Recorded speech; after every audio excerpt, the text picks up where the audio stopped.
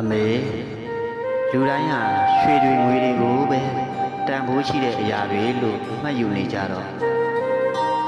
တကယ်တမ်းတန်ဖိုးကြီးမှတဲ့အမေမေတ္တာတရားတွေကိုတော့တန်ဖိုးထားရကောင်မှမသိကြတော့ဘူး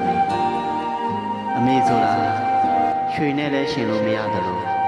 ငွေနဲ့လည်းတိုင်းထွာလို့မရပါဘူးအမေရဲ့ကဘာမှာအရှိဆုံးဆိုတာသားသမီးတွေဖြစ်ပေမဲ့သားသမီးတွေရဲ့ကဘာမှာတော့အမေဆိုတာ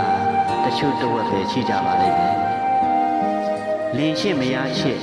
မိတ်ဆွေရှိတွေကပြောင်းလဲတတ်တဲ့သဘာဝရှိပေမဲ့သားသမီးတွေပေါ်ထားတဲ့အမေရဲ့ရှိချင်းမေတ္တာတရားတွေကတော့ဘယ်တော့မှပြောင်းလဲမသွားပါဘူးအစားတို့မရတဲ့အမေရဲ့မေတ္တာတရားအမေရဲ့ကရုဏာတရားတွေကိုသားသမီးတိုင်း